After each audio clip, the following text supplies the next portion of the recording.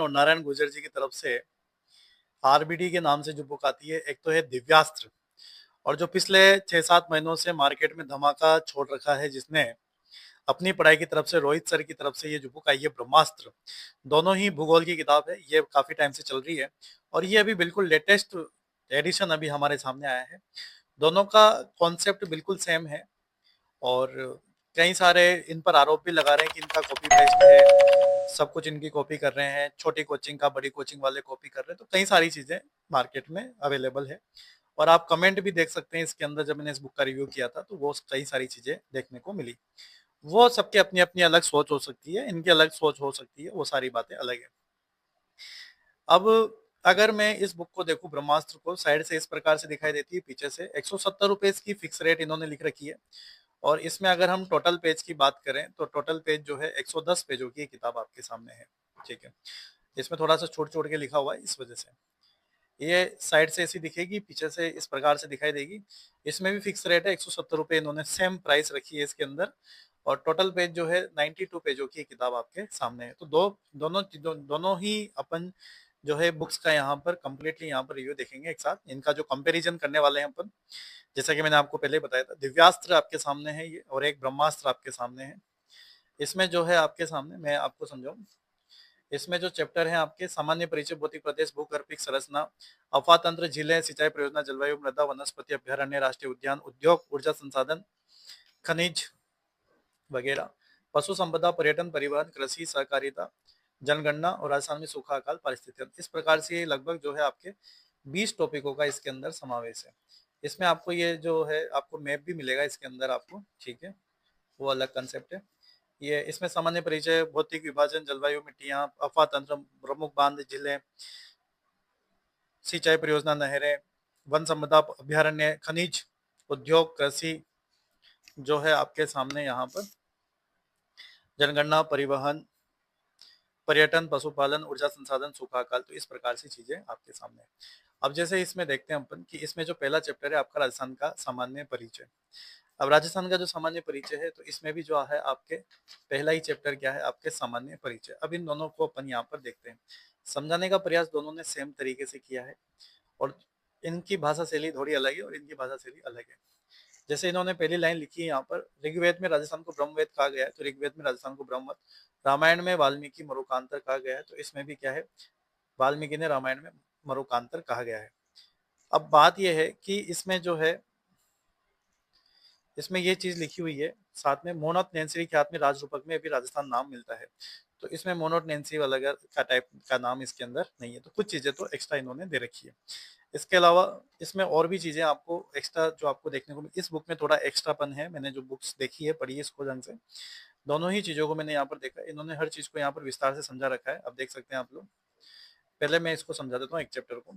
तो इसमें जो है आपके, जो आपको अक्षांश और देशांतर रेखाओं को जो आपको यहाँ पर समझा रखा है, अक्षांश और देशांतर रेखाओं को समझा रखा है। साथ में जो है आप देख पा रहे होंगे यहाँ पर पेज क्वालिटी उससे बेटर है इसके अंदर, क्योंकि इसमें थोड़ा रफली है और इसमें थोड़ा सा इन्होंने बिल्कुल जैसे लेमिनेटेड जो कागज आता है उस हिसाब से है। इसमें देशांतर रेखाओं को और अक्षांश रेखाओं को अच्छे से समझा के, साथ में इन्होंने इसके कुछ न्यूमेरिकल भी दे रखे हैं आपको। न्यूमेरिकल काफी अच्छे क्वेश्चन पूछे जाते हैं, उससे संबंधित न्यूमेरिकल्स भी आपको दिए हैं। इसके अलावा जो है इसमें आपको अंतर्राष्ट्रीय सीमाएं दे रखी है आप लोगों को, अंतर्राष्ट्रीय सीमाएं किस किस की कहाँ पे कैसी लगती है, उन चीजों के बारे में यहाँ पर। बस इसमें इन्होंने पता नहीं क्या सोचा इन्होंने कि इसमें फलौदी को टच पाकिस्तान से नहीं करवाया है। बस ये थोड़ा सा यहाँ पर मात खाए, पता नहीं मात खाए क्या पता, इन्होंने जबरदस्ती किया है या फिर ये देख नहीं पाए। देखा तो जरूर होगा, जब मार्केट में बुक आ रही तो इन्होंने कुछ ना कुछ सोच विचार के तो ये चीज लेकर ही आए होंगे।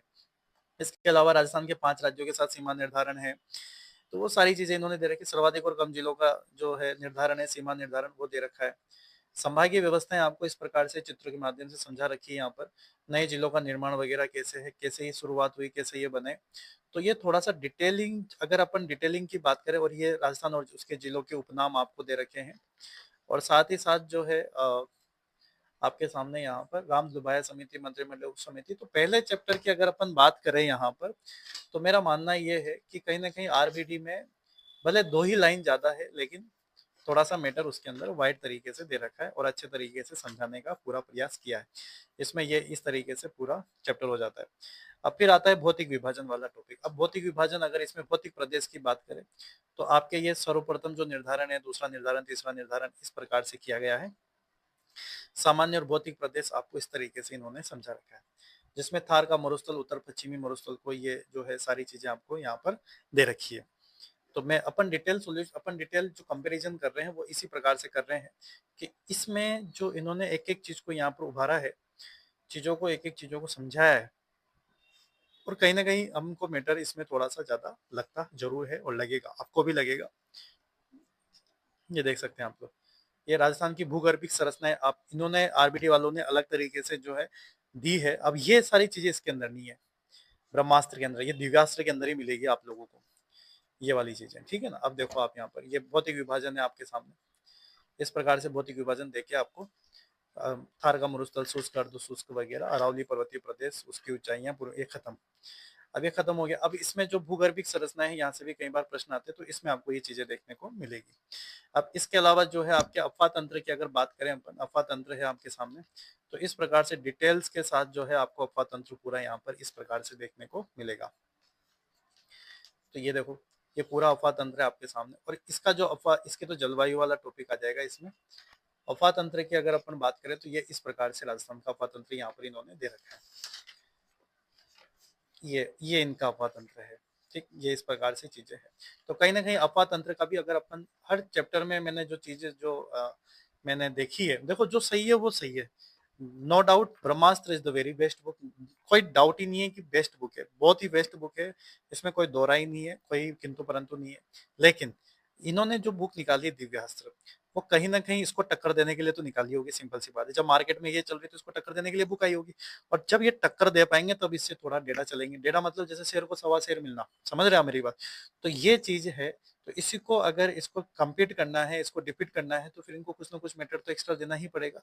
तो वही चीज इन्होंने काम किया, हर चैप्टर में इन्होंने कुछ ना कुछ ऐसी चीजें एक्स्ट्रा डाली है जो कहीं ना कहीं इसको क्या करती है, हल्का सा 2-3% थोड़ा सा कम करती है। बाकी दोनों में मैटर में नो डाउट, चाहे आप ये लो, अगर आपके पास ये ऑलरेडी है तो लेने की जरूरत नहीं है, मैं फिर से कह रहा हूँ, और अगर आपके पास नहीं है तो आप इन दोनों में से कोई सी भी ले सकते हो। बस हाँ, इस बुक को लेने के पहले आपको एक चीज का ध्यान जरूर रखना है कि फलोदी राजस्थान में जो है वो पाकिस्तान में टच नहीं कर रखी है।